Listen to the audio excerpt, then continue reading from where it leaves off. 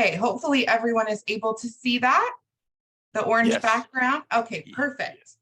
All right, so first I just want to say hello, everyone. I'm absolutely honored to be here again with you all and to have you joining me. I see some familiar faces and some new names. Without further ado, let's go ahead and jump in and explore how independence is fostered in the Montessori setting. Before we get into the content, I'd love to share just a few details with you that define me as the host and the creator of this presentation. I apologize, I hit that button a little too soon. So I am a former Montessori classroom teacher, administrator, and in-home caregiver with over 15 years experience in the Montessori setting. I currently work as an educational consultant, an instructional guide for adult learners who are working to receive their Montessori certification through the Center for Guided Montessori Studies. And I'm also a blog writer and content creator for several organizations, including AMS, which is the American Montessori Society, Guide and Grow, and also Miru's Toys. I hold certifications from AMS, the American Montessori Society, in the 3 to 6 and 6 to 9 age groups. So that pre-K through 3rd grade age group. I also have a master's in education with a concentration in Montessori studies and an education specialist degree in school psychology. I'm also a nationally certified school psychologist. So today we're going to talk about independence and how that's supported in Montessori. So let's go ahead and get started. During our time together today, we're going to cover a range of topics. We'll start with identifying what independence is, then we'll explore the stages of independence, and finally we'll discuss how the Montessori philosophy and pedagogy really promotes children's developing independence. I do want to say, as we go through the presentation, please feel free to either pop your questions in the chat or use the hand raise feature to raise your hand to ask a question or to add a comment. We do have some time at the end, but I love for our sessions to be really interactive. So if you want to do that throughout our time together today as well, that would be wonderful. I do see a message in the chat, so let's check that before we go. Awesome, just everyone greeting one another. So I wanted to start with a quote from Dr. Montessori herself about independence. She once said, "The greatest gifts we can give our children are the roots of responsibility and the wings of independence." And if you've been with me in previous sessions, we've talked a lot about there's this myth or misconception about Montessori sometimes that it allows children to just do whatever they want, right? Even in a classroom setting. And what Dr. Montessori is really getting at with this quote is this idea of freedom within limits that she talks about, that we are allowing children, offering children this opportunity to explore and to investigate and to learn independently, really following their lead, but within limits. We set these boundaries that then we're able to give them this independence within. And that's the balance of that responsibility, right? There are things that we need to do and that need to be done a certain way, but we're also allowing them this opportunity to do things on their own and to explore and investigate in a way that's fulfilling and meaningful to them, which again links back to that concentration, right? When we can provide them a purposeful activity, that's when that concentration develops.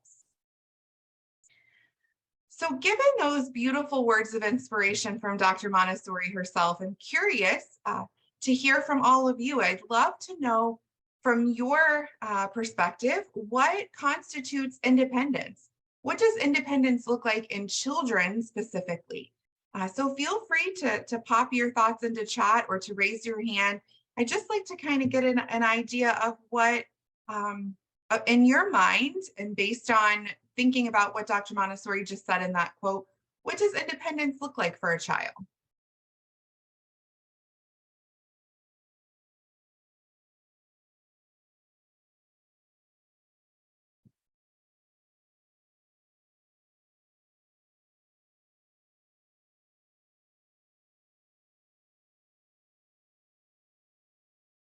Give everybody just a minute to kind of ponder that. The first thing, the picture that I chose here, the first thing that comes to my mind, having just worked more recently with a toddler age child, independence to me looks like in children, young children, the ability to begin to do things for themselves, that self-care, right? That this young child here is shown putting on their socks. It might be learning to brush their hair or their teeth, getting dressed.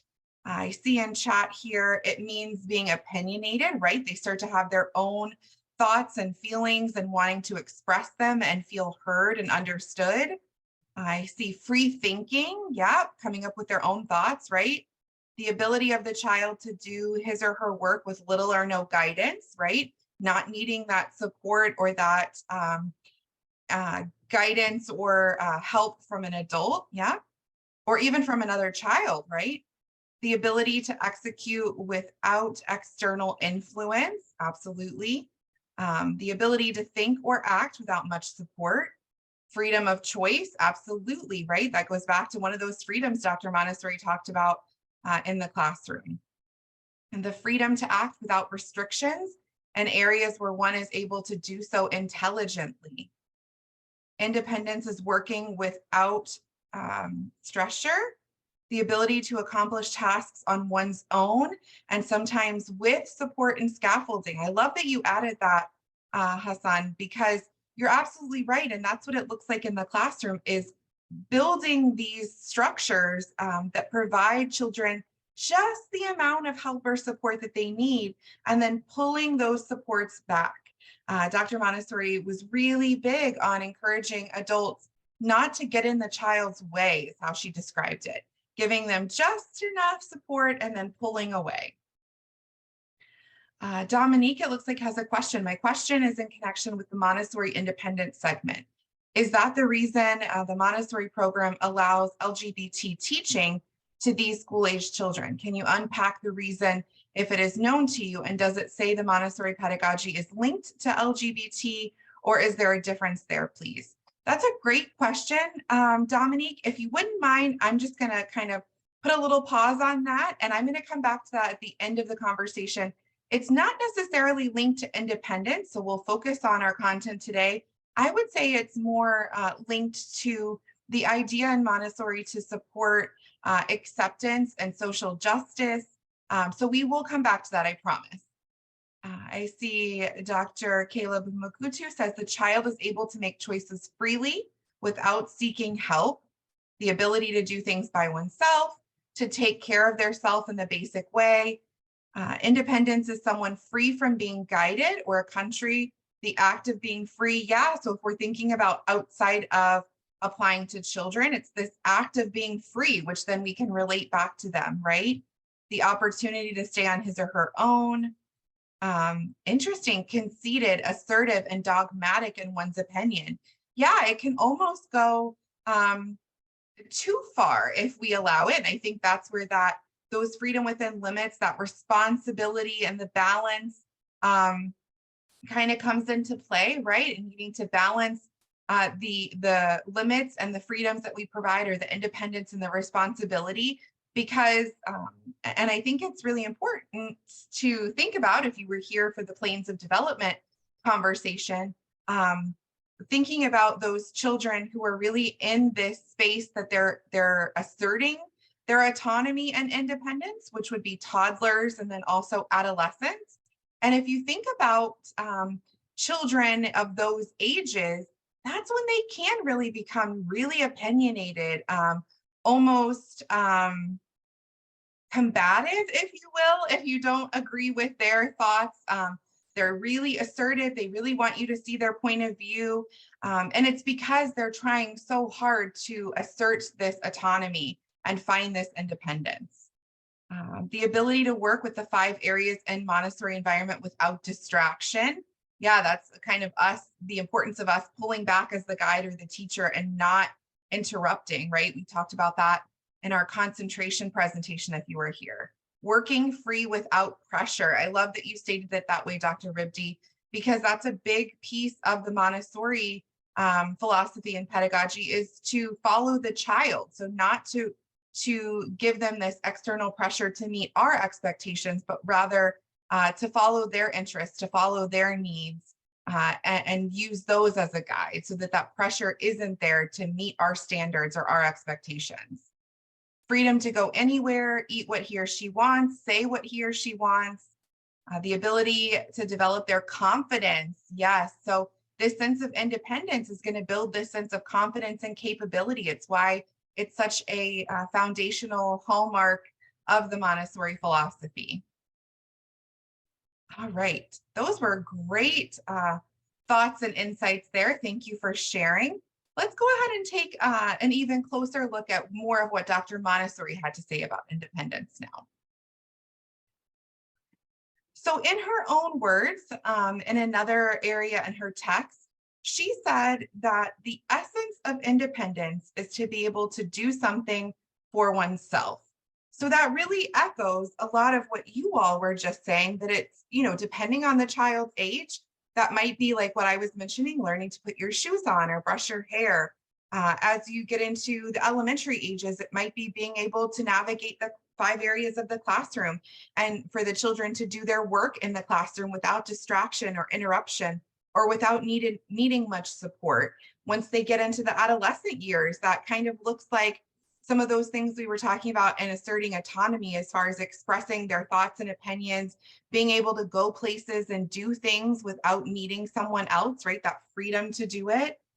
I also see here in the chat, in Montessori classrooms, independence is an ongoing and organic process. Absolutely, I love that description.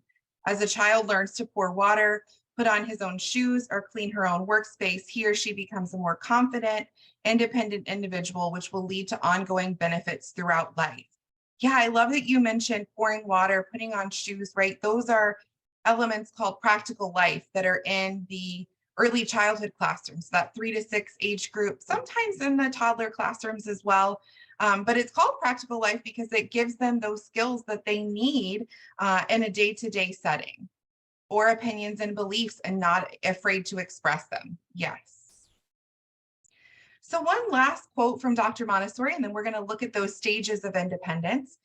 So Dr. Montessori said that little children, from the moment they are weaned, are making their way towards independence. It really is this path, is the way that she described it. That begins from a really young age, and it's our role as the adult, whether we're a parent or a caregiver or an educator, to provide them that support, that scaffolding we were talking about earlier, as they take this journey, as they walk down this path to continue becoming more independent, building that confidence and capability. And we're just kind of walking along behind them, maybe gently holding their hand if we're, kind of making it into an analogy and thinking about it from a more image-based perspective, kind of holding their hand, guiding them gently, maybe a gentle, hand on the back as they walk down this path towards independence.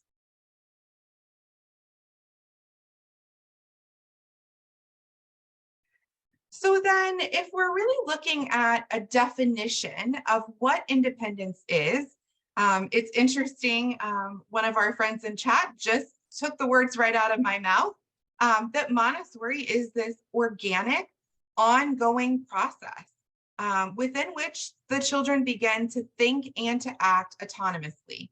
From an infant who learns how to manipulate a toy on their own, to a toddler who learns to pour that water or tie their own shoes, right? These are a lot of things that just came up for us. To an adolescent who learns how to make money or manage their finances, right? They start getting a job. This process of independence is something that's gradual and takes place over time. It's that path we were talking about. In fact, Dr. Montessori once said, independence is not a static condition. It is a continuous conquest.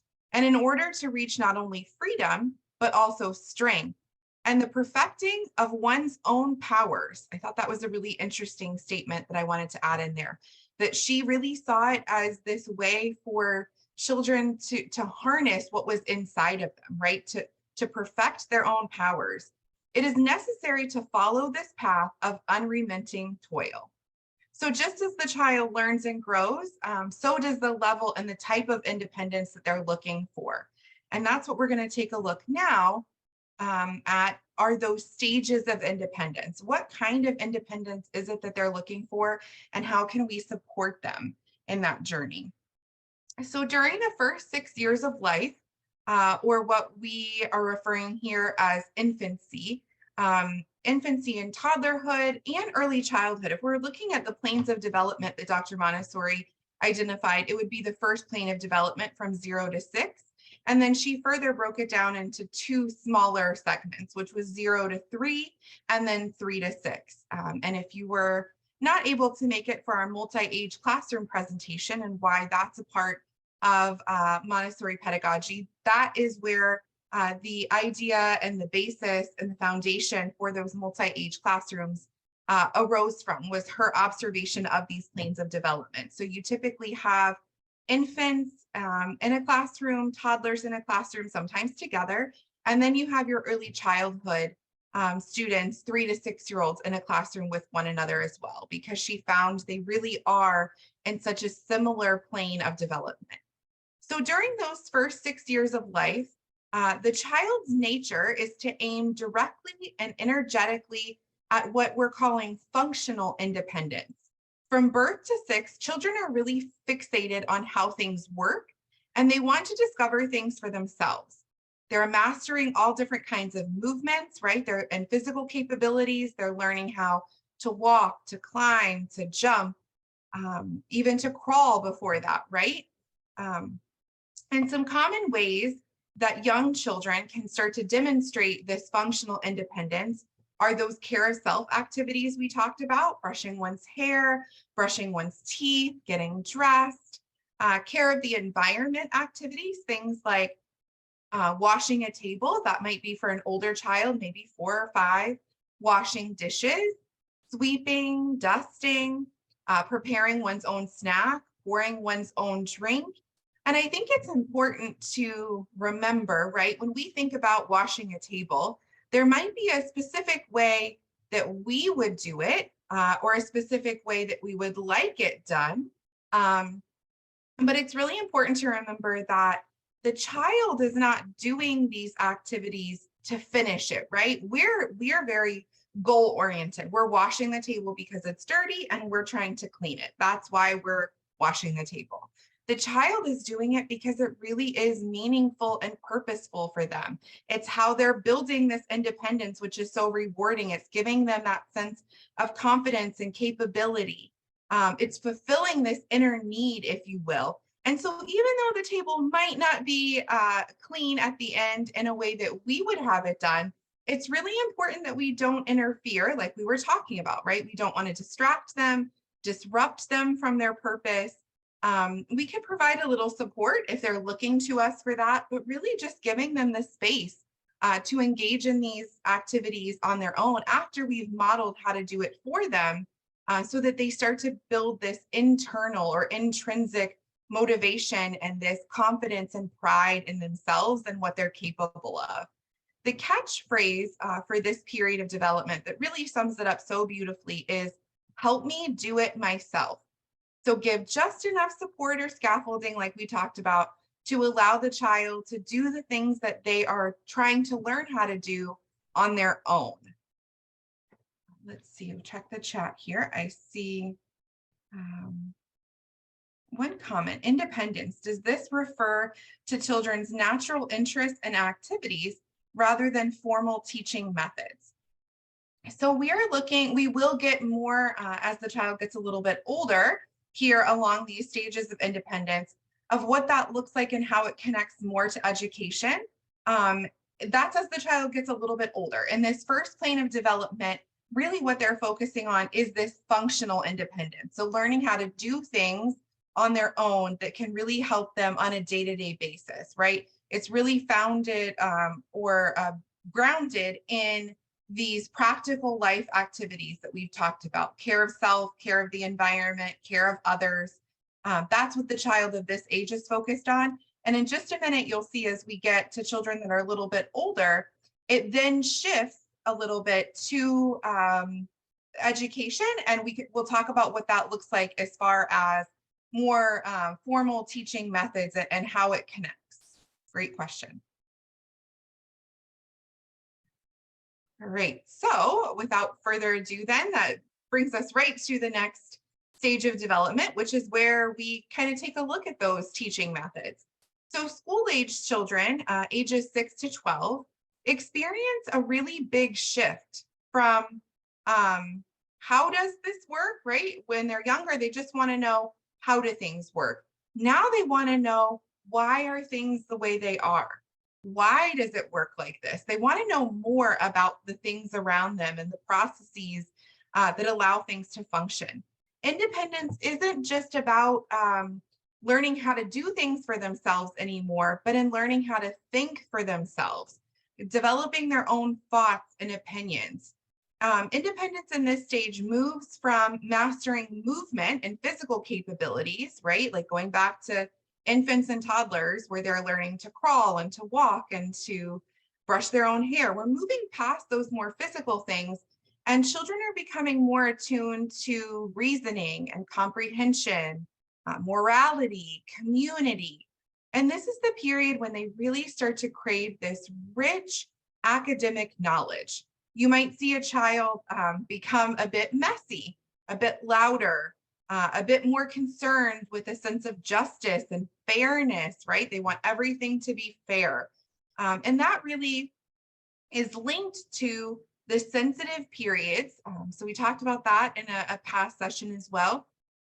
But for those of you who weren't able to make it, these are these periods that Dr. Montessori described that children go through where they have this intense focus and interest on specific things.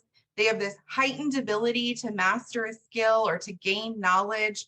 And if we're able to provide them opportunities to appeal to those sensibilities that she called them, children can really absorb things so quickly and with such ease. It doesn't mean that they can't do these things outside of that time. You can just think about it like an adult trying to learn a foreign language. If we try to learn a foreign language outside of the period of the absorbent mind that Dr. Montessori talked about from 0 to 6, and as well, it happens a bit in the beginning of childhood, like the 6 to 9 area, it just becomes much more laborious. It takes much more time, much more effort for us. We might not be as joyful while we're engaged in the act of learning a second language, where the child who is, especially in that 0 to 6 age range, just picks it up almost effortlessly. And that's because they're in that sensitive period for language acquisition. So if we can overlook, I should say first, the fact that children this age typically become a bit louder, a bit messier. They're not in their sensitive period for order anymore. Rather, they've switched to this focus on justice and fairness and community. And so they really want to be with one another, and they want to understand how the world works. All these things are related to the child of this age having this need to want to tackle bigger than themselves questions, right? They want to know how the world works, why it works that way, where they fit in. They want to gain cultural awareness and understanding. They want to learn about people that are like them and people that are different from them and why that is. The catchphrase for this period of development is help me learn it myself. So in 0 to 6, we were helping the child do it for themselves. It was more focused on action. And now we're helping the child learn it for themselves. So if we go back to one of the original comments about setting up the areas of the classroom so that the child can access it independently, which is one of our roles as the guide or as the teacher, is to provide them the opportunity to access these materials that are linked to these interests that they have so that they can engage in meaningful learning in an independent way. That's how we're helping them learn it themselves. We might also present a lesson on a material or on a topic. Dr. Montessori described it as planting a seed. So we're really just giving the child just a little bit of information, just kind of opening that door, cracking it just a little bit, inviting them in so that they then open the door and walk through to gain more knowledge and explore more on their own. And that's really what it means by following the child, because naturally they'll be more inclined to go through certain doors rather than others. So I just wanted to go back to the comment here in the chat and make sure that I did respond fully. So does this refer to children's natural interests and activities than formal teaching methods? So with that in mind, right, thinking about what I just described, we're going to introduce everything in the classroom, right? We're going to present lessons in all areas, regardless of the child's interest or preferred activities. We're going to give them the freedom to be able to explore these things that are more interesting or appealing to them, though. And we are going to observe as the guide what those interests or preferred activities are and find ways to use that to link the child meaningfully to other areas of the classroom, other curriculum areas, other topics or ideas. Dr. Montessori described what she called a prepared triangle. And it really is this relationship between the prepared adult, which is the teacher or the parent, the prepared environment, which if you're able to, we'll be having a session on next Friday at the same time, which is really just the classroom or the home setting if you are a parent or a caregiver, and the child. And she talked about how as the prepared adult, as the parent, the caregiver, or the educator, our role is to prepare the environment, to prepare the classroom or the home in a way that draws the child in, that appeals to their interests, and is visually inviting so that they want to be there and become fully immersed in what they're doing, but then also to step back and to observe how the child's engaging, maybe things they're not drawn to, things they are drawn to, what do they spend a lot of time on, that they're fully focused and concentrated, so that you're able to use those things that you've observed to link the child to other things that maybe aren't so interesting to them. I see your hand, Lawrence, I'll be right with you. It looks like Lawrence is saying there is no sound, Dr. Lambert. I'm wondering if that might be why the hand is raised. I see other people saying the sound is okay. Let's see. I will send Lawrence a message and let him know. Let's see.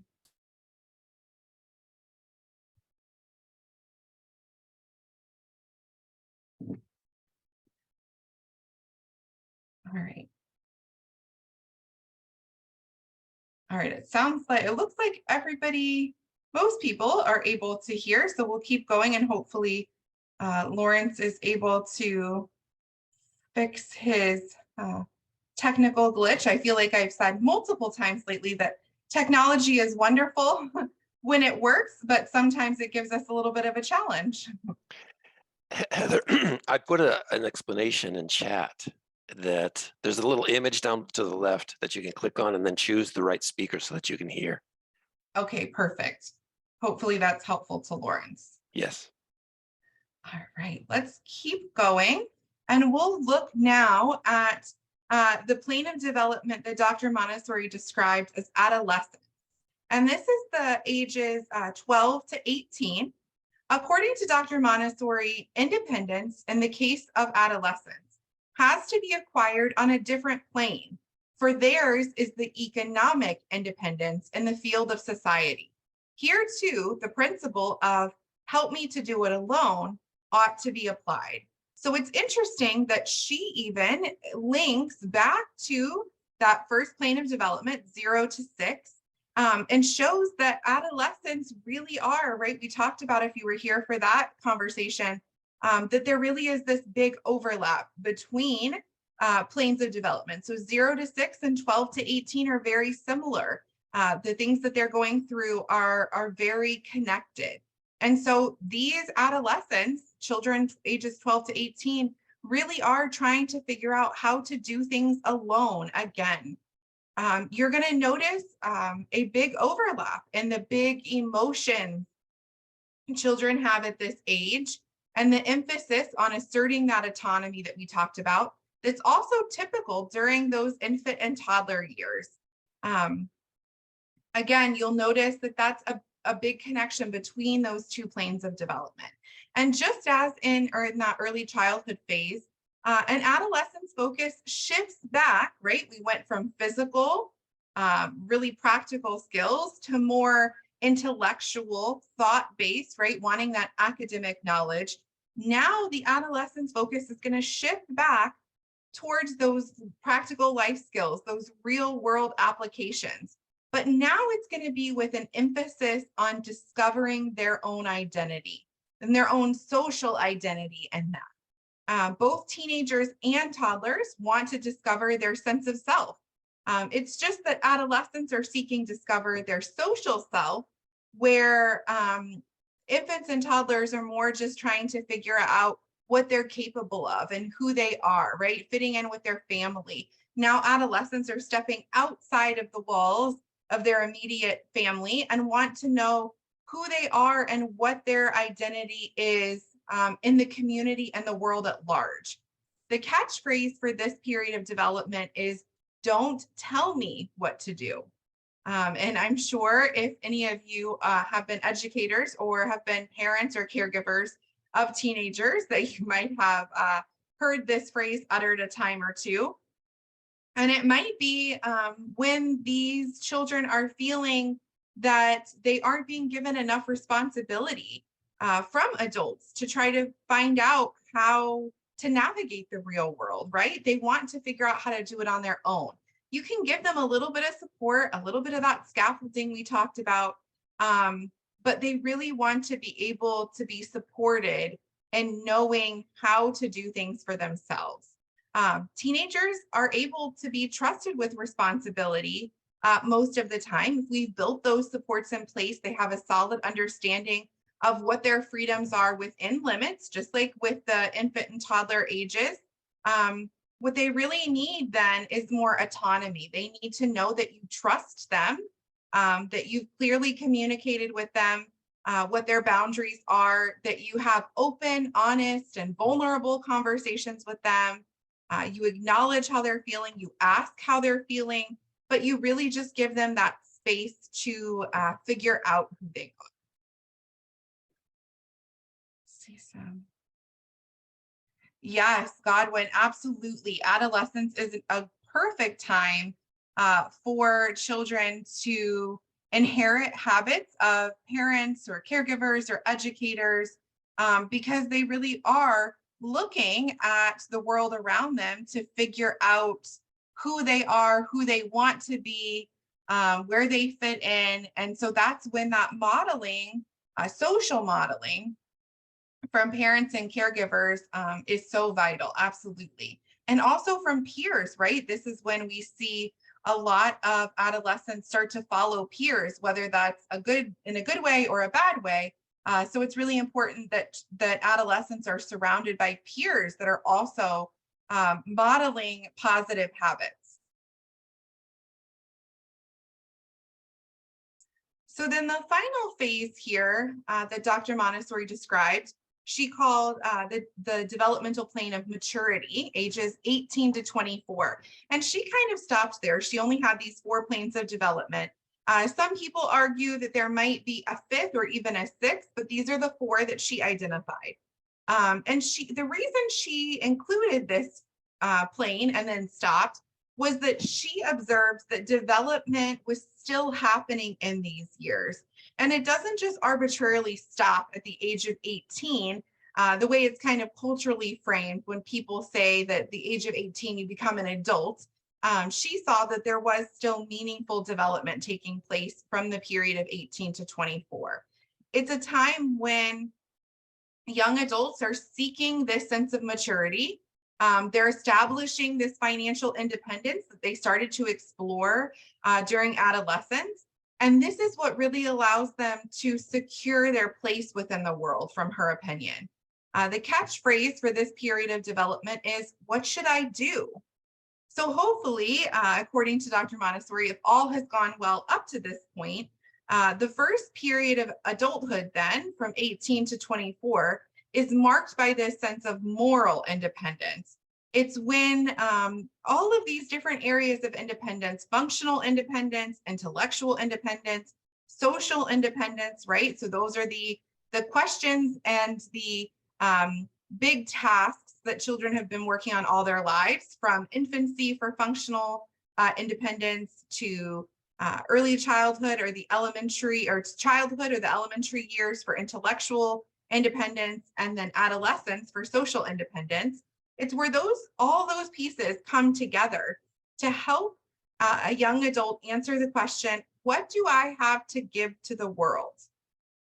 And this is really like an overarching or a long view of independence. It's that path we talked about that children walk from functional to intellectual to social to moral to really help a child become the person that they're meant to be.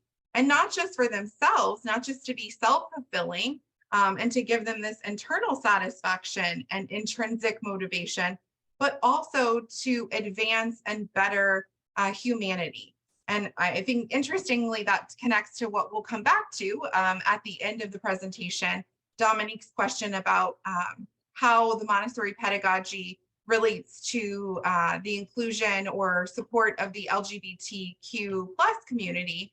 But Dr. Montessori really had this idea that if children were supported along this path towards independence, and they were able to become functionally independent and intellectually independent and socially independent, that once they reached this phase and really when they ended this phase, that they would have this full picture of who they were meant to be, what they were meant to do in the world, so that they could not only fulfill themselves, but also give back to others. And she had this really big focus on this need to have a purpose in the world and to think about others and support others and really join together as an entire community, not just locally, but globally as well.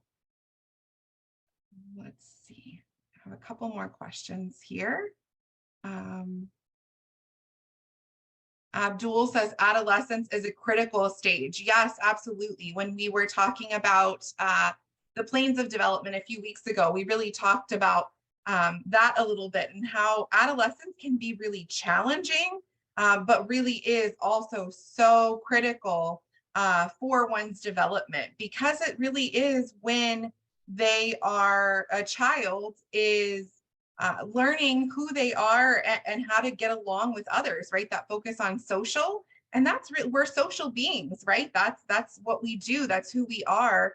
And that is absolutely so critical. And it's really when they're figuring out how to separate themselves from their family as well, which is such a huge piece of development. At age 25, the brain is completely connected. Dr. Montessori is good. Yeah, you're absolutely right. At the age of 25, 26 is when the brain becomes fully developed, especially that frontal lobe, right? Which it controls some of those executive functions, the ability to inhibit impulses, to think critically, to organize, to initiate a task, to follow through with a task. All of those things come together in the brain at that time as well. So yeah, that's a great point, Dominique.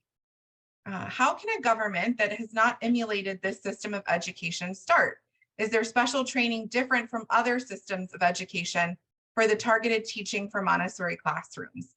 Yeah, there is. So back, if you remember at the beginning of the presentation, I mentioned that I am certified as a Montessori educator at the 3 to 6 and 6 to 9 age groups. So there is actually to be a certified Montessori guide is what we are called, which is the teacher. And the reason for that change in language is that the idea from a Montessori perspective is not that we're the one imparting all of the knowledge onto the child. We're not teaching them everything. We're really guiding them along their journey to absorb the knowledge and find the information independently. So that's how it kind of connects to what we're discussing today. But there is a certification program for the different ages. So there's infant, toddler, 0 to 3. There's the 3 to 6, 6 to 9, 9 to 12. And then I believe it goes into secondary, which I believe covers middle school. And I believe there's also a high school certification as well. Typically, the largest number of Montessori programs globally is in the 3 to 6 age range, which is usually called Casa dei Bambini, is what Dr. Montessori initially called it, which is the children's house, translated from Italian to English. And that's that early childhood age range. Most Montessori schools have or start with a 3 to 6 program. And then from there, I would say elementary, that's 6 to 9, 9 to 12 is the next most popular. It is much more rare to find a middle school program, and much, much more rare than that to find a high school. And it's really, in my opinion, I think it's because there's less information from Dr. Montessori on what those programs look like. She provided a lot of information in her texts about the elementary classroom, the early childhood classroom. She really had this wonderful ideal for adolescents, for middle school and high school, of a farm school, where it kind of like a boarding school, but based on a farm, where children would come and live and work on the farm. They would really be able to gather that financial independence because they were doing different tasks on the farm that together as a group and independently, individually, they would earn money that then they would have to put back into the farm, or that they could start to buy some of their own personal goods. I think that in the society that we live in today, that's not something most families are looking for. So I think it's a little bit of a challenge to figure out what a middle school or a high school really looks like from a Montessori perspective. So I think that's why there are fewer of them, but there are some neat ways that it's been developed in modern days, where middle school and high school Montessori classrooms have businesses that they run, coffee shops, bagel shops. So it definitely, woodworking even. So it definitely can be done. It's just a little less common. But in addition to the certification for the teacher or for the guide, there's also accreditation for the school and for the classrooms themselves. And that's how you really know that a Montessori school is authentic. The accrediting organizations are the American Montessori Society, the Association Montessori Internationale, AMI, the IMC, the International Montessori Council, accredits as well. And then those organizations are accredited by an organization called MACD, which it really makes sure that those accrediting agencies that are training teachers are doing so with fidelity and in a way that Dr. Montessori envisioned. Unfortunately, the title Montessori is not trademarked, so anyone can say that they're a Montessori school without actually being accredited or implementing the philosophy and the pedagogy with fidelity. All of that to say, you absolutely can learn about Montessori on your own. There are so many incredible resources online, free albums even. The albums are kind of like our lesson plans for Montessori. So you can access so many wonderful resources online for free and start to implement Montessori practices or teachings in a classroom that maybe isn't Montessori accredited, or in a school that isn't a Montessori school. There are so many guides that come to Montessori certification that say, I've been a public school teacher for 10, 20, 25 years, and I was doing Montessori all along and I just didn't realize it.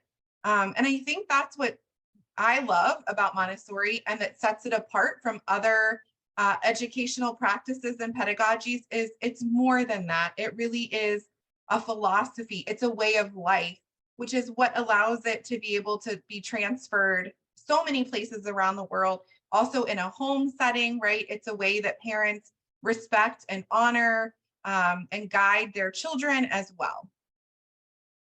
Let's see. Any ideas on whether the mind's concentration could be measured during a teaching session?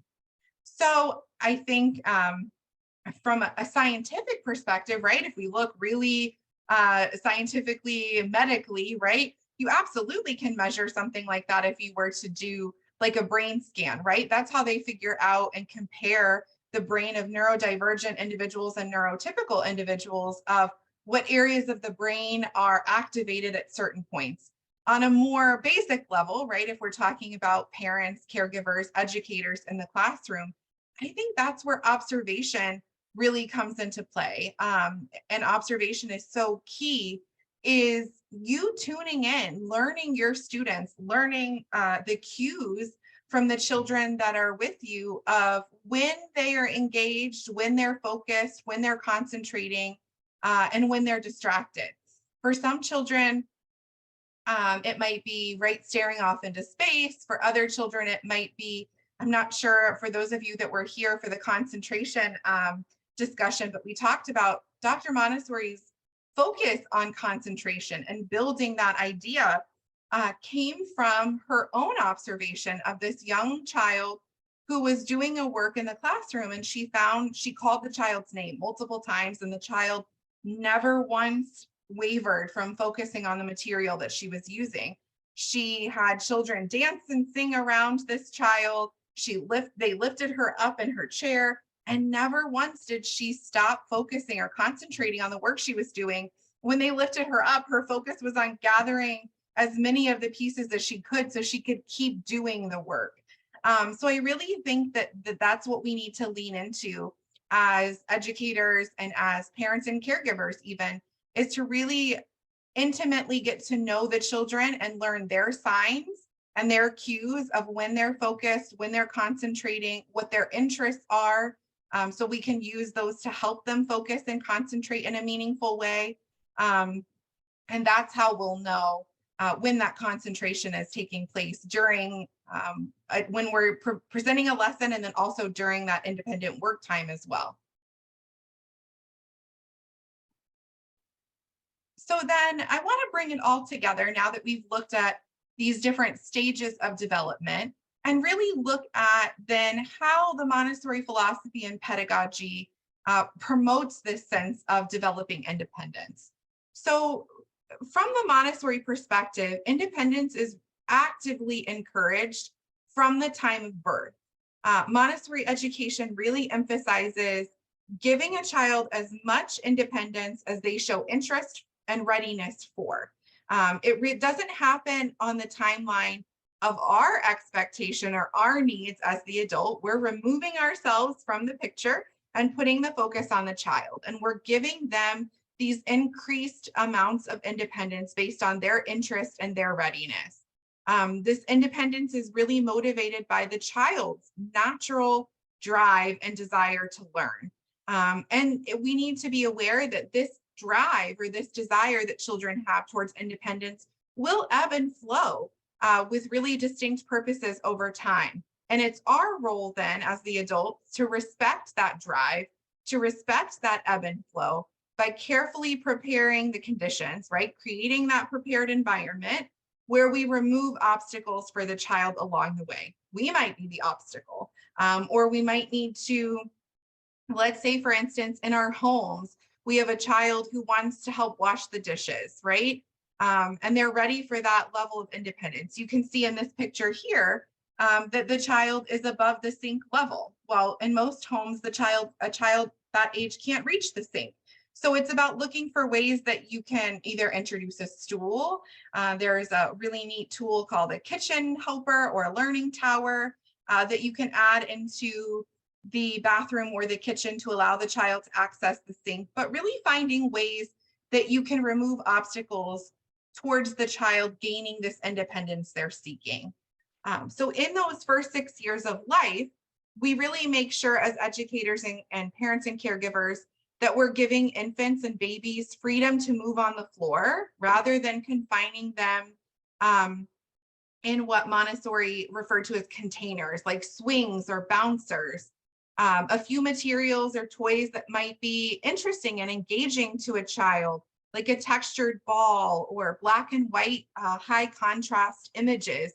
We place them at the child's level to support and encourage that desire that they have to start to move on their own and to discover things independently. Then at the toddler age, we give children materials, real materials that provide this rich, meaningful experience to them. We allow them to eat snack and lunch from glasses and ceramic plates, things that are breakable. We give them a real knife to slice their own banana. They do have child versions that are slightly more safe. They use real child-sized tools like brooms to sweep the classroom or their home, rather than playing with a pretend toy version. And although these changes might seem a little bit minor, each of these different acts lets the child know that we trust them. It sends this message to them that we believe in their capability to do things on their own, which then gives them that confidence to believe in themselves as well. And then at the elementary age, we really personalize a child's learning. We allow them to dive deeply into topics that interest them, that really gives them more freedom in their education. We provide opportunities for elementary students to think for themselves and with their peers, so that they can begin to learn how to plan and to organize on their own, which really lets them have this advanced knowledge about their own capabilities and what that looks like from a learning perspective. In fact, in the Montessori elementary classroom, students are usually the ones who manage their own academics. They plan out their day. There might be suggestions from a guide or from a teacher, or it might be something like, we remember we just learned the stamp game last week. We practiced subtraction with the stamp game. Maybe you want to practice that today or tomorrow. So it's more like these gentle suggestions, but the children really are responsible for managing their own academics rather than being told what to do.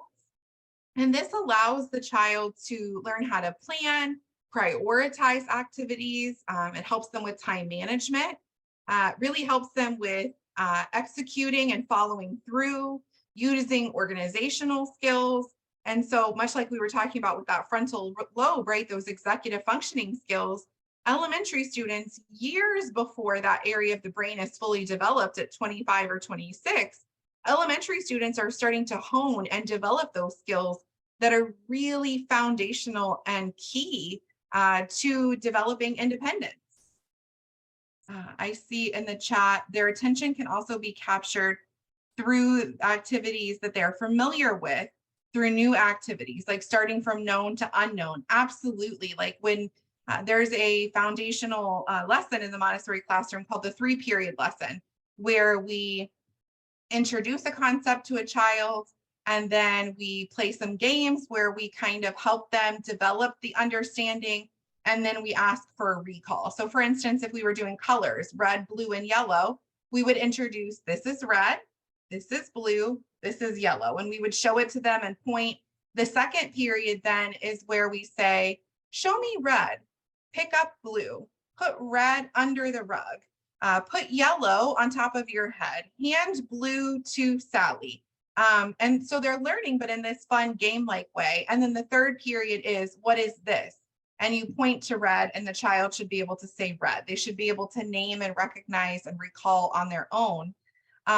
But usually in that 3-period lesson, 1 to 2 of the items is known, and you're introducing 1 or 2 unknowns.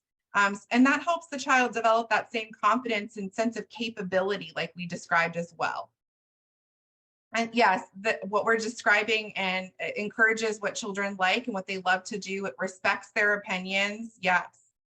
I wanted to add here with this educational base of independence that the Montessori area of the classroom calls cosmic education. It's this rich curriculum that's a study of history, geography, biology, zoology, culture. This is introduced, and it gives elementary students a better ability to understand themselves, and also gives them a vision of the universe, is what Dr. Montessori described it as, that helps them recognize how all things and all people are interconnected and interdependent. And this knowledge is what really empowers elementary age children to understand and accept their place in the world and explore what Dr. Montessori called was their cosmic task or their unique, meaningful purpose. So even though that's something that typically comes later in maturity, the Montessori curriculum is laying that foundation even from as early as the age of 6 to 9, and even sometimes a little bit earlier than that in the early childhood classroom as well. When we assume that learning just continues to trend upward over time, we really start to overemphasize the importance of academics for children, especially when it gets to that adolescent period, right? There's a lot of stress that we start to put on adolescents, that pressure for academics, like we were describing at the beginning of the session. And that really does impact in a negative way that social and emotional growth that they're really focusing on at this time in their development. So it's our role as Montessori guides, also as parents and caregivers, to honor and give adolescents time and space to figure out who they are, their place in the world, and to support them in that process. Adolescents who are in the Montessori classroom, like we talked about, usually run a business, sometimes even start their own business. That farm school we talked about, Dr. Montessori's envision of an adolescent program, and she called it Erdkinder, Erdkinder, where students learn to live off the land and use the fruit of their harvest for their own needs and also to serve the community, and then put the money back into the farm. But like we said, in more urban areas and more modern times, it's more coffee shops, even bookkeepers, beekeepers, they have their own hives.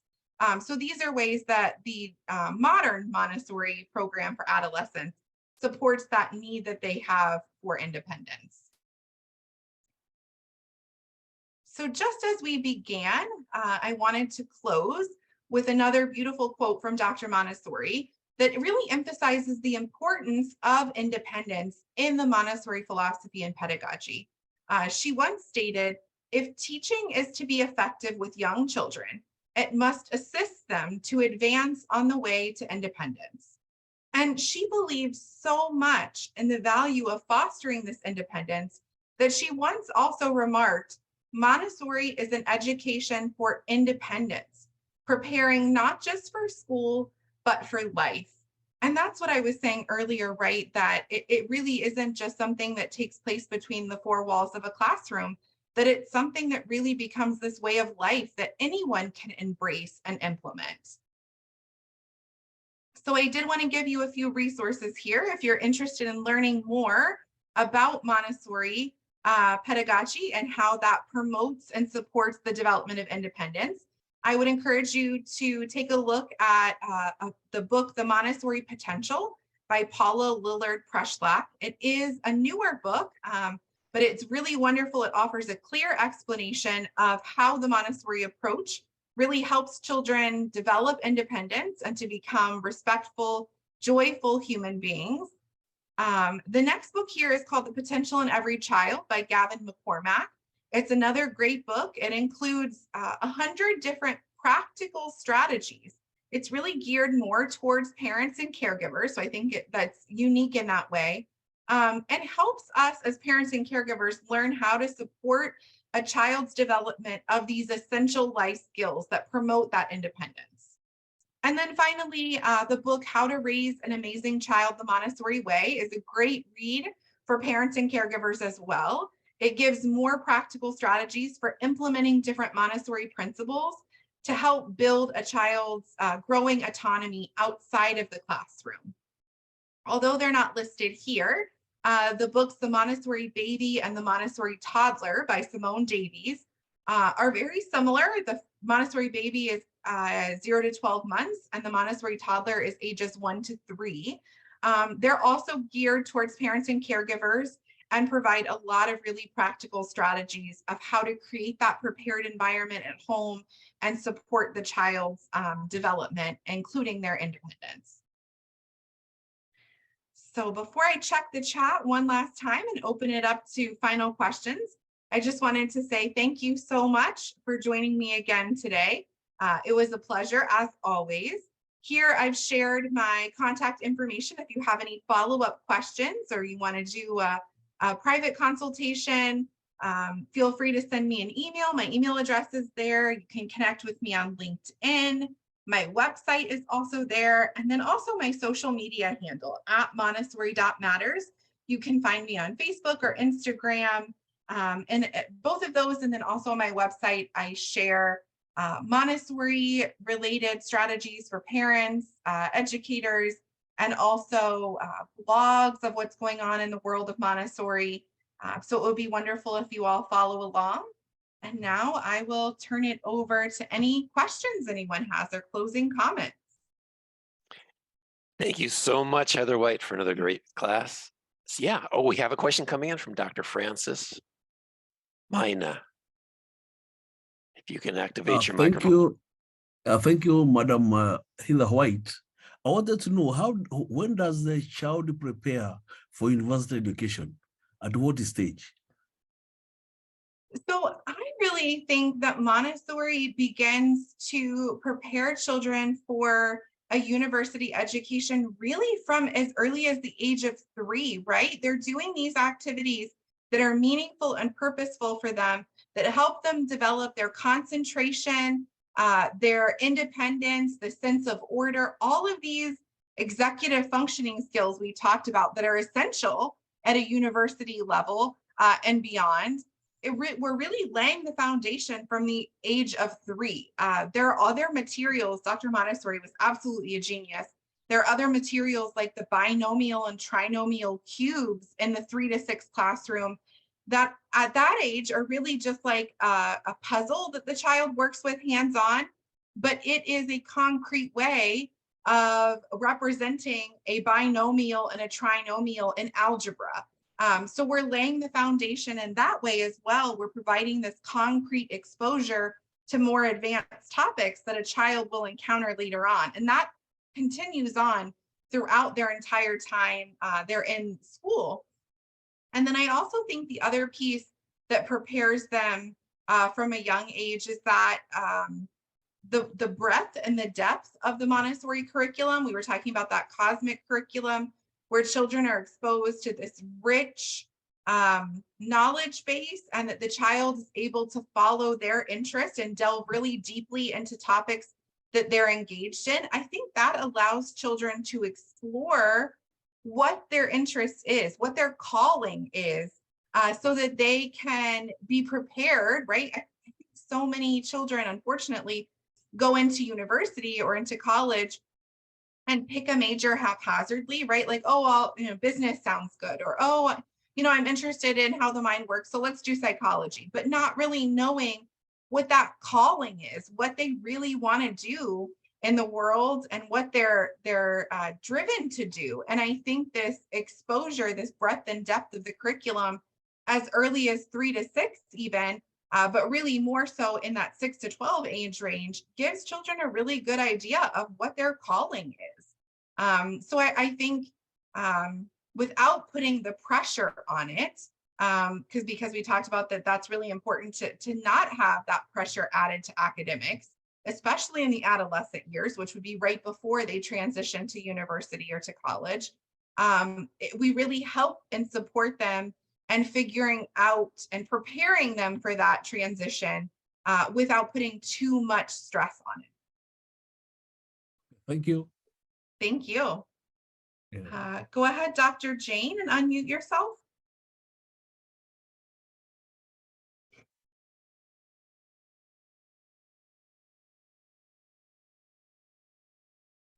Hello, good evening. Hi. Hello. Hello, we can hear you. Go ahead. Okay. Going by the independence, in the Western world, we know 18 years of age, you're effective independence from your parents and from whatever. But coming to reality here in Africa, 18 years, we've not started. Why?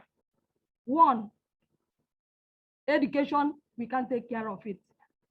Finance, even if you are a graduate, you don't see job. you can't even be self-employed, because being self-employed, it has to do with finance. You start off somewhere. Finally, some are of age to get married, but due to finance, education, and lack of accommodation, they are still with their parents. And their parents takes over all these things. So when you talk of independence, so how does that happen in the real world of Africa to compare with the Western world, with like Americans and others? Yeah, I think that's a great question. I think that you bring up a good point, right? That it's important to consider cultural and regional differences and what that looks like as far as developing autonomy and independence. And I think that in order for this kind of change to happen, it really does require a shift in perspective, a shift in personal philosophy for individuals. So in the situation that you're describing, let's say, for instance, the situation where adults are living with their parents, right? Maybe to save money to get married, or they are married, but they still need to save money. So the married couple is living with their parents. It really does require, from before that time, right? It would require, when that adult that's married and living with their parents was a child, for the child during their childhood, for the parents to really embrace this idea of showing respect for the child, of honoring their independence, giving them space and opportunity to become autonomous. And I think that's really challenging when you have this cultural belief system that encourages or promotes different ways of being. There's this idea that is really popular right now in the world of education and parenting called reparenting. And it's the idea that you are taking a look, a really close look at your own beliefs, your own upbringing, the way your parents raised you, the way you were parented or cared for, or if you're thinking about the way of education, the way you were educated, and really thinking about what worked well, what helped you along the way, what made you feel confident, capable, what gave you that sense of independence. And then on the flip side of that, what did not? What was not helpful for you? What maybe caused shame and doubt? What caused you to not have this sense of confidence in yourself? And then to use that information to decide what pieces of the parenting and caregiving or educating philosophies, those that came before you, use that you want to keep, and what you want to let go of. And so I think what I'm trying to say is that in order for, it really is breaking a cycle, right? Somewhere along the way, someone has to say, I want to do things differently. And it really has to start from there. And it's more of, right, planting the seed. It's a really grassroots level movement that has to start with one person in the family to break the cycle and make the change. Heather White, if I could just add a little idea about the financing on this, is if you want to start a school in Africa, you can set up an organization, right? And then you go on social media. You can create a YouTube video about the children, explaining what their situation is and what you want to do. And then set up a blog where you're talking about what's going on with pictures on a daily basis. And you can even have a little place there where people can donate money. And when you go on social media like that, you'll find people who will give you money to do the project that you need. But you need to have, a professional presentation of what you're doing. And so it is very possible, but you got to connect through social media to the international community.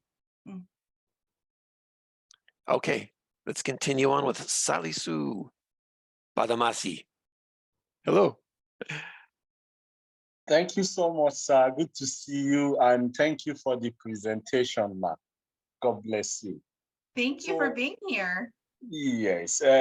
My question again is, how does the educators for this mentoring education give interdisciplinary lessons examining subjects, ranging from what the students want, like what my sister just said.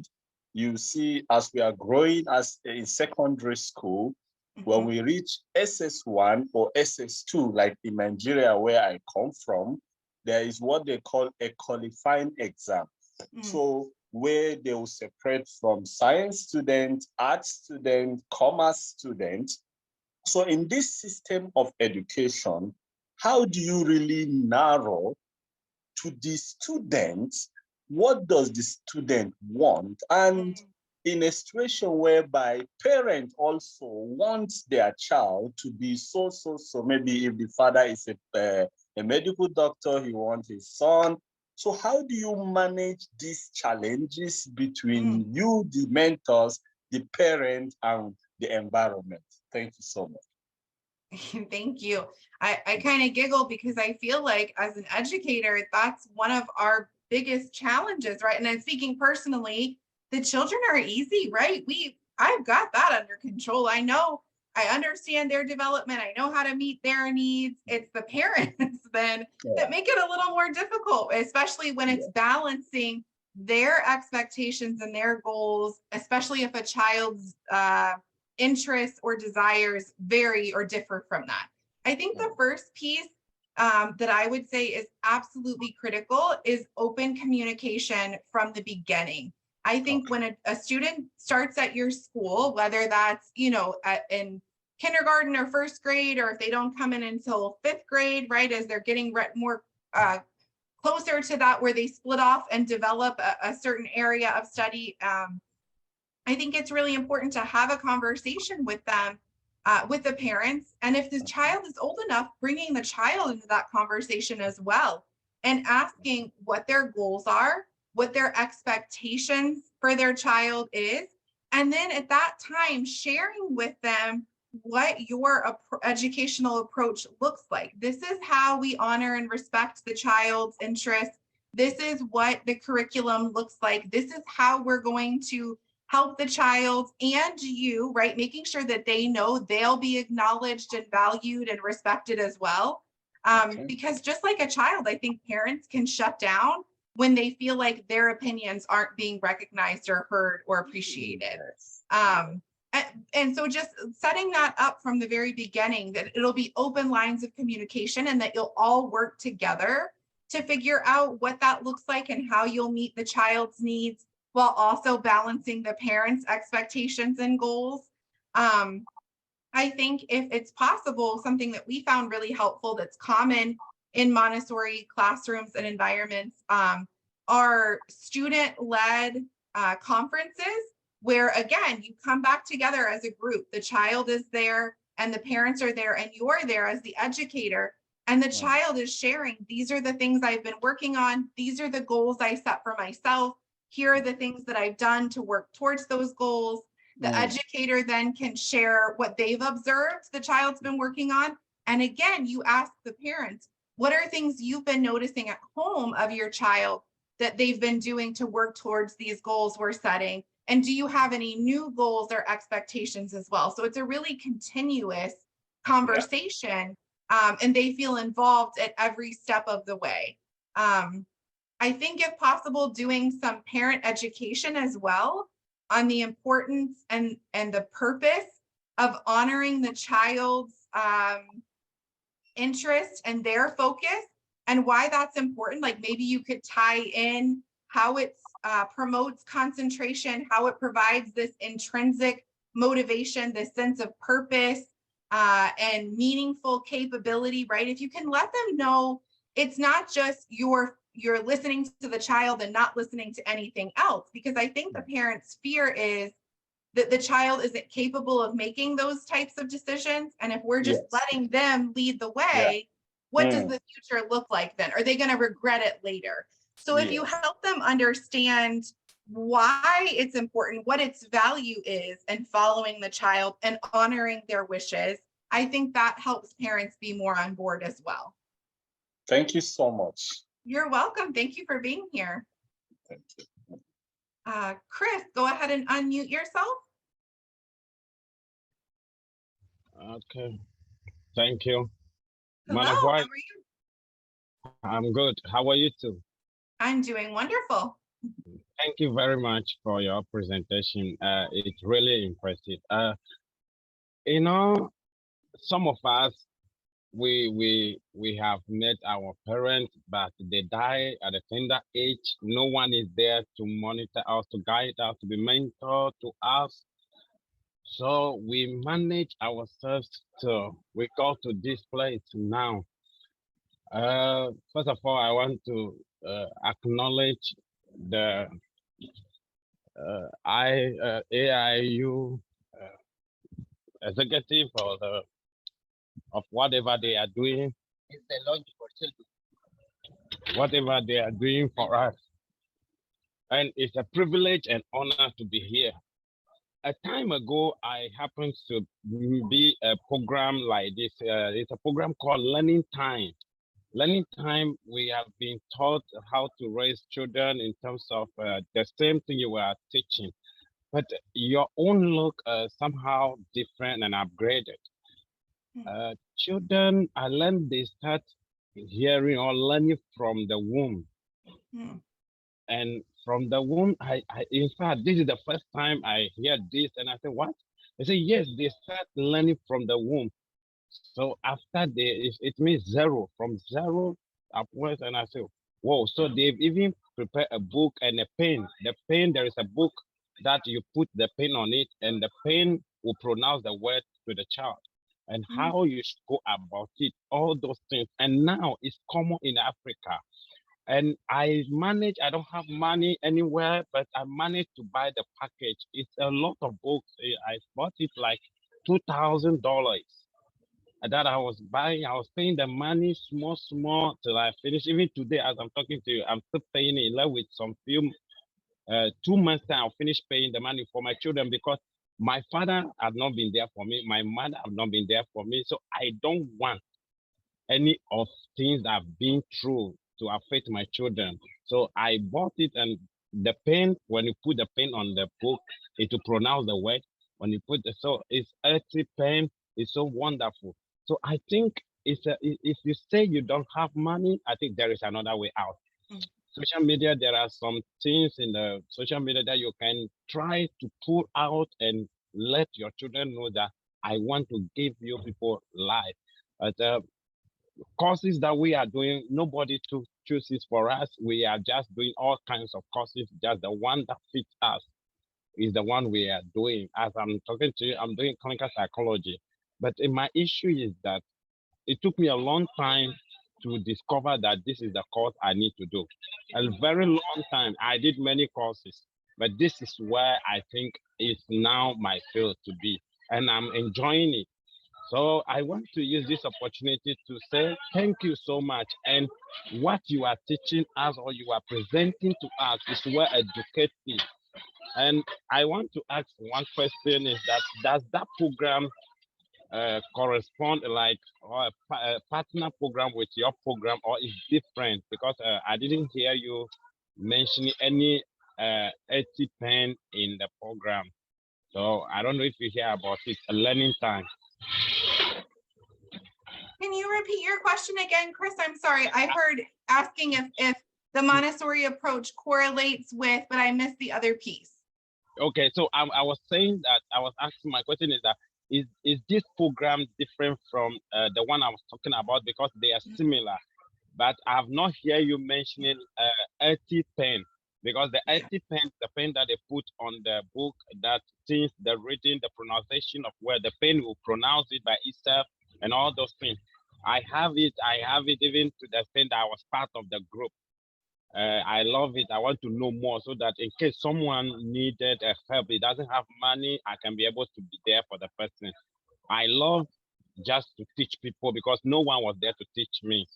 I struggled to get to where I am. So I want to make it feasible. So is there anything that you can also talk about pain. Is there any pain available cheaper than, because my own look expensive, that we can be able to introduce it to other people that don't have a help from anywhere? Yeah, first, I just want to say that's so kind of you. And I think that very much in line with what we've talked about from a Montessori philosophy, right? And being part of this collective humanity and wanting to support one another. There is not, so Dr. Montessori's philosophy and pedagogy was developed over 100 years ago. And so her materials are all very concrete, very hands-on. With that being said, since Dr. Montessori's time, people have begun to develop other supplemental materials, and they've begun to use other tools and strategies to support and enhance those traditional materials Dr. Montessori developed. So the type of pen that you're describing, that you kind of scan across the text that reads for children, there is not a traditional Montessori version of that material. Dr. Montessori actually didn't have any kind of technology that was incorporated in the classroom. And I don't think that's to say that she would have been against it. I think it's just that it wasn't accessible or available at that time. And she also worked with children who came from very low socioeconomic backgrounds as well. And I think that even if technology had been available, maybe that might have been something to make it a little more difficult to access.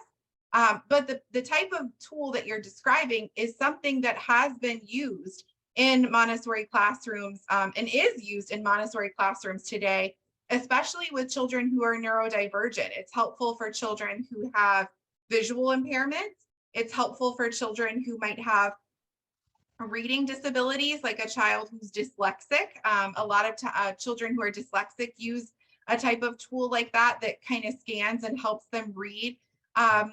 Or things like there are talk to text.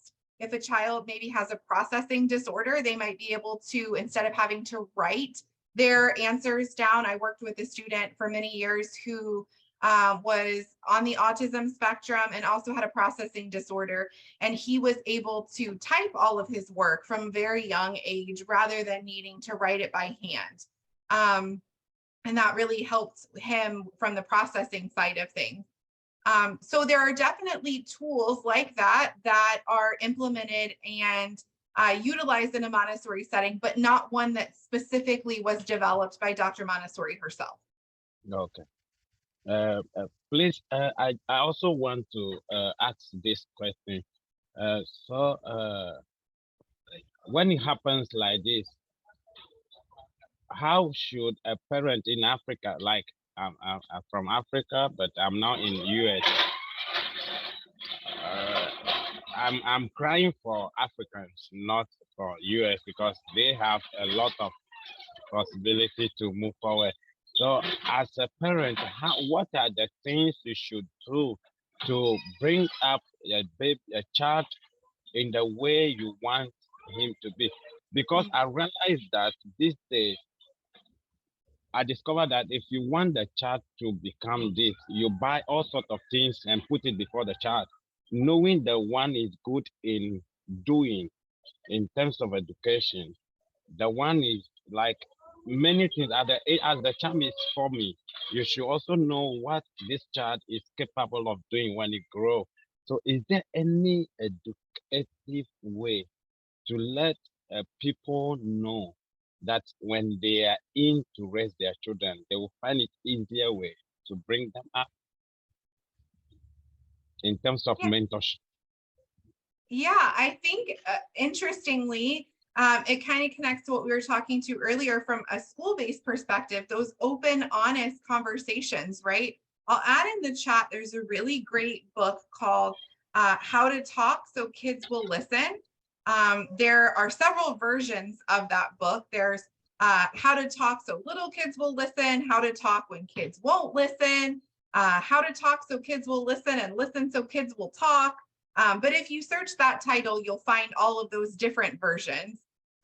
And I really think it is so powerful and so helpful in navigating those open, honest, vulnerable conversations. Like I was saying, how it connects to the conversations with parents at a school.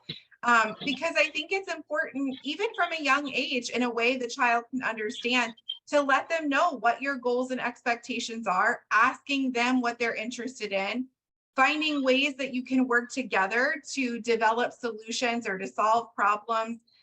Because if you can get on the same page, if you can get the child's buy-in, right? Maybe again, kind of implementing those choices, right? You have freedom within limits.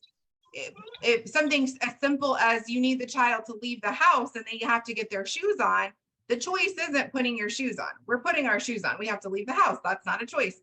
The choice could be, do you want to put your left shoe or your right shoe on first? Do you want to put your shoes on by yourself, or do you want me to help you? Do you want to put your shoes on inside, or do you want to sit on the front porch when you put them on? Do you want to put them on in the house or in the car, right?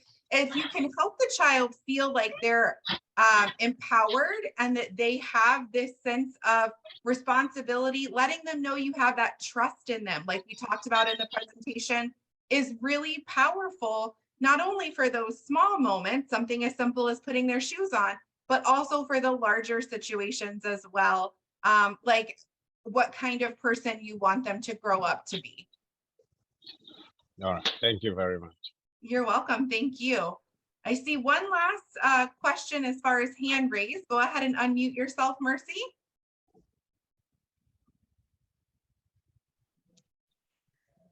Thank you very much. Please, can you hear me?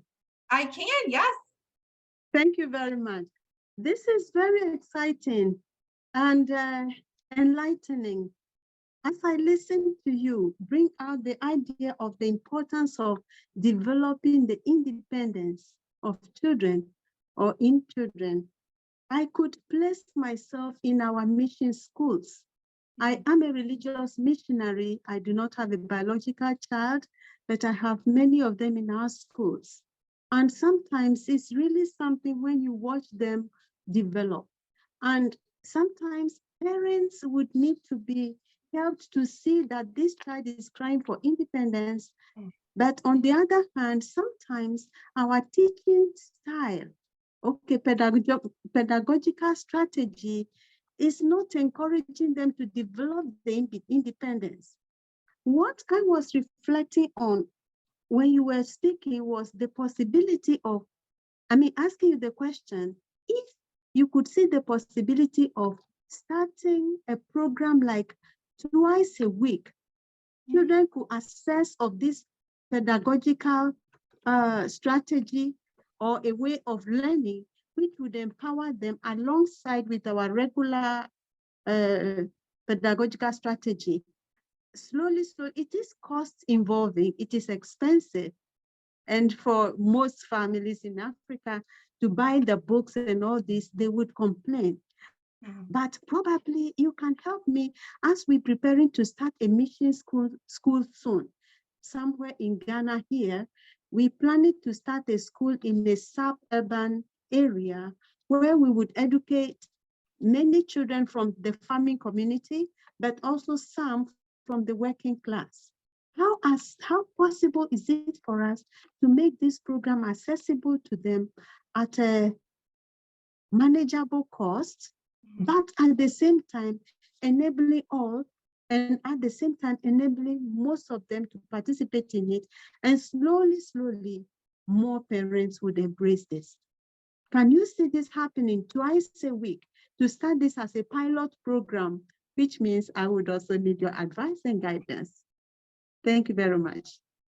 You're welcome. Yeah, I think going back to what Dr. Lambert was saying earlier in starting a program, I think as far as the financial piece goes, because I think that's a big, in the Montessori world, and I think outside any type of non-traditional educational approach, that's a big kind of obstacle to overcome when it comes to accessibility, is the affordability, right? It's a little inaccessible because of the cost.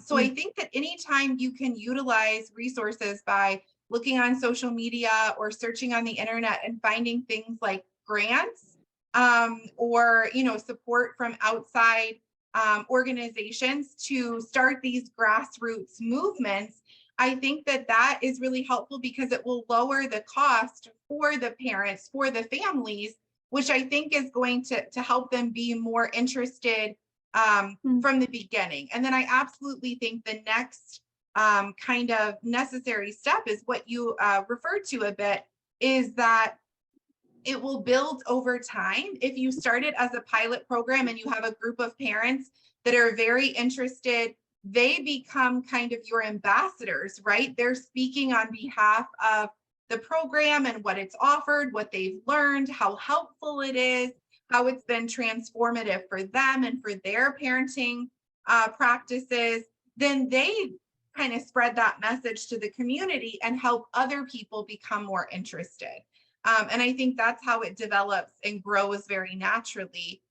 Dr. Lambert, I'm not sure if you have something else that you wanted to add to that as well, or insight that you could share. Nope, I think that covers it. Thank you very much. Thanks so much. You're welcome. Thank you for being here. I'm grateful. Beautiful. Dr. Lambert, if we have time, I just wanted to circle back to Dominique's first question before we close, because I did tell her that I would. And so I just wanted to go back to that about the connection between Montessori pedagogy and the LGBTQ perspective. And yes, I did briefly mention, Dominique, I just wanted to make sure you felt like your question was answered, that it's not something that Dr. Montessori specifically spoke about or that I've come across in any of her writings thus far. However, I think that when you're considering what she did speak about, she was a very large activist and advocate for women's rights, for children's rights, for peace. She actually had a really big, a really deep view, I guess I will say, that she spoke at in length about education being the best weapon for peace. She really did believe in the importance of social justice and advocating for others and inclusion and acceptance. And so I think if you're thinking about it from that regard of how that applies to today's culture and the LGBTQ plus community, I think you can apply those same ideas in how to be more accepting and inclusive, even though she didn't speak about that topic specifically. Great. I believe we answered all the questions. Dr. Lambert, did you happen to see any that I might have missed? No, I do not see any. Okay. Did you get this one about a parent that grew up many years ago without ICT? Is they trying to control the kids on the use of computers? I did not. So I think we talked about in a previous session kind of, what that looks like as far as managing and regulating technology. I think that, as I said earlier, technology can be a wonderful thing. I think it depends on the age of the child, of how you would approach the situation. There's a lot of advice and input from medical professionals that states that children under the age of 3 should not have exposure to screens if at all possible, because of how it might impact their visual and brain development. And then after the age of 3, it talks about the need to have it be something that's more active. So instead of just sitting in front of a screen and watching a show, if it's a FaceTiming with a friend or family member, or maybe it's an educational game that they're playing, something that requires this give and take, that they're an active participant in, is more encouraged than being a passive viewer.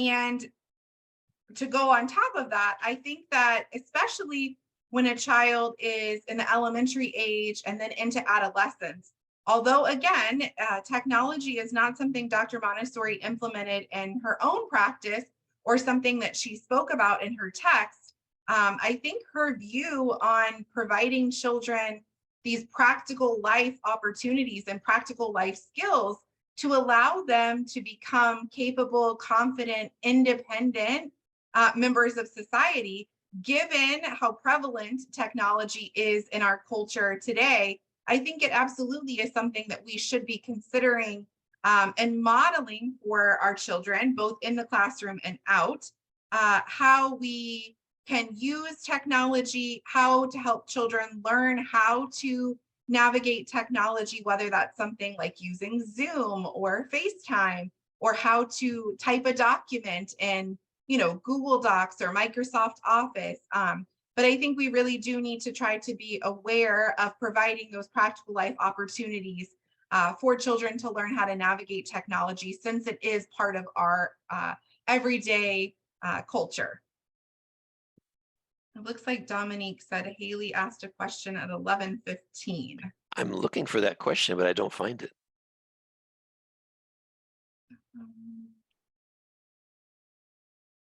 I don't see it either. 11:18. Oh, here it is.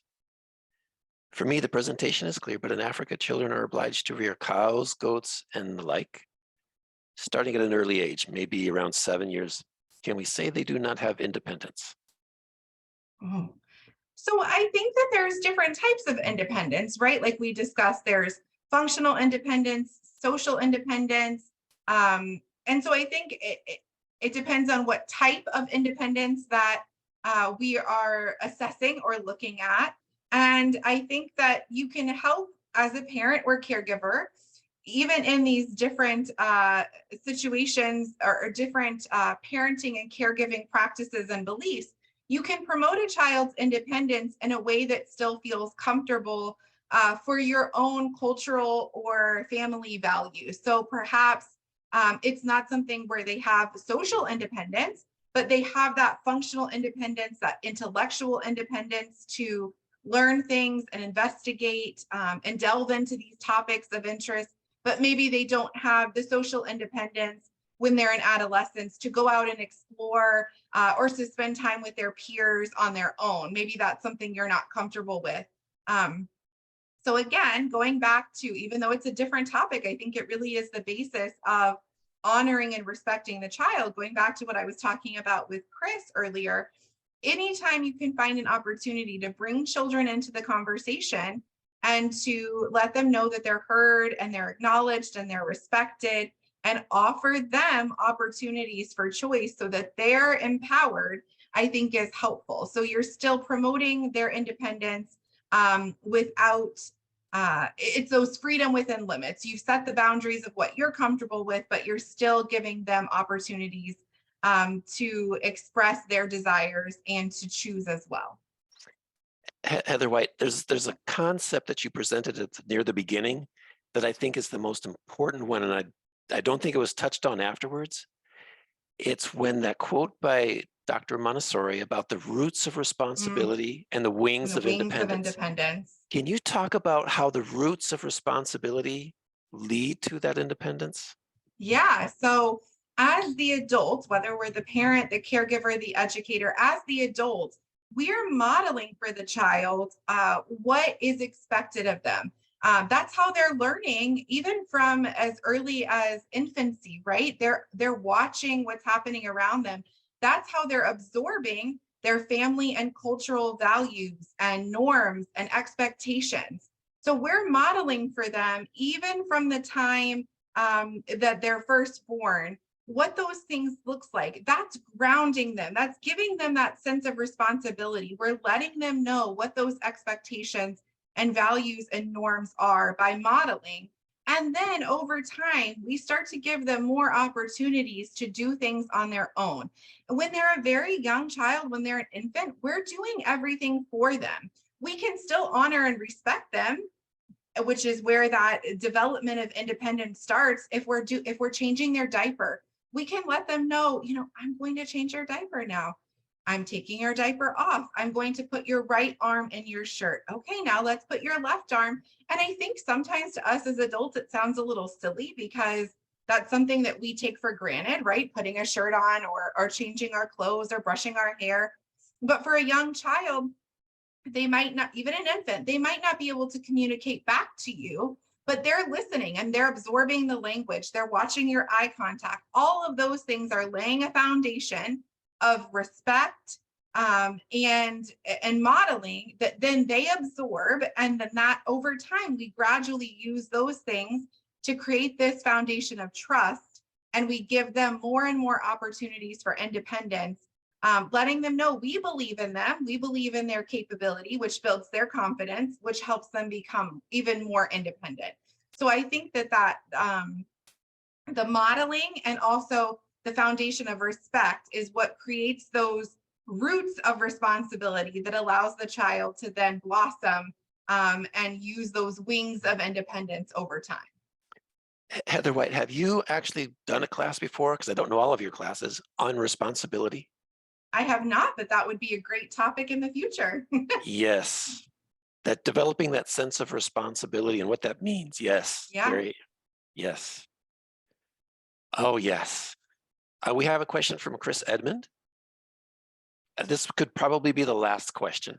Absolutely. And then I will be here after, then Heather White would leave and I could be here after to answer any questions you have about assignments and courses. Okay. Yes, that is one of the things I want to ask of concerning AI. I realize that they say we should pay. I don't know, and I don't know how to go about the whole thing. Doc, can you please give us some clue about the whole use of the app? That is my first question. My second contribution is that as a parent, in actual fact, if we don't start raising our children the way we want them to be, when they go outside there, someone will raise the way they want them to be. And in actual fact, these days, children are picking things on their own faster than our time. If I can be honest, you will see your child acting in some way, you will think, why from this attitude, that one? Because you have not started with the child the right one. So please, as a parent, we should always take advantage with on this opportunity so that we can be able to turn negative into positive in the life of our children. Whatever we want them to be, there is possibility for us to give it to them. They will, because this is the time for us to change their mind and transform them. Because when they get to school too, they teach them all kinds of things that we parents are not in agreement with. That is what is happening in America now. And Africa, whatever that take effect in America, it cut across the whole world. So I want to plead with every parent, train your child, as the Bible said, the way you should go, that when you grow, you may not depart away from it. Thank you.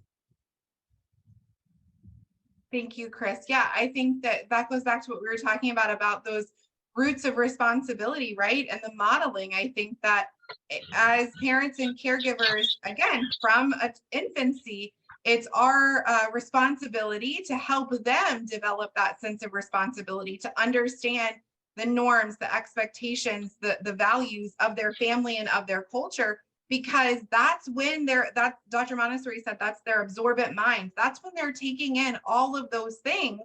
And if we don't lay those foundations, if we aren't giving them those roots of responsibility, when they go into the world of education, especially in those childhood years, right, during 6 to 12, when they want to understand their place in the world and how other things bigger than them operate, then they start to absorb from there the values and norms and expectations, instead of having been rooted from the beginning in infancy and early childhood at home. I think that's a great point.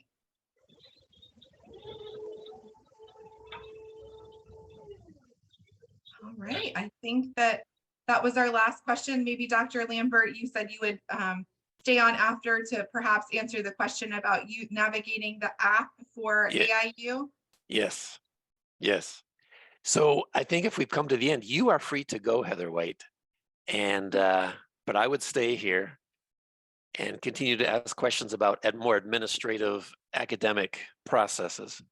Perfect. I want to say thank you so much again I saw a lot of familiar faces and a lot of new faces as well. It was a joy and a pleasure, as always, to be here. And like I said, next week, if you're available on Friday, July 7th at the same time, we'll be doing a presentation on the prepared environment. We talked a little bit about it today, but what that looks like, how you can set it up in a school setting, what the value is, and then also how to set a prepared environment up in the home as a parent or caregiver as well. So hopefully I'll see some of you there. And thank you again for all of you being here. It really is my pleasure. Thank you so much, Heather White. It truly is always a pleasure for you to come and teach these principles. Children need this information from their parents to develop that kind of working relationship, to develop and grow. So wonderful, wonderful material. And I really, really encourage everybody to look at this topic of independence and create an essay. Write an essay about your thoughts, what you see in your families, what you see in your communities. Are you seeing something that can be improved, or recognizing things that are already done very well in your community? Talk about it and get that out into an assignment, and then submit the assignment for credits. So that's the idea of education. Is it's not just learning, it's also giving back through an assignment what you are thinking. And that really helps you solidify and develop your own thoughts when you do an assignment about these subjects. Okay. Heather White, once again, thank you so much. Thank you, Dr. Lambert. And hopefully I'll see some of you next week. Everyone have a great day and a great weekend. Yes, you are free to go. I will stay. Bye, everyone.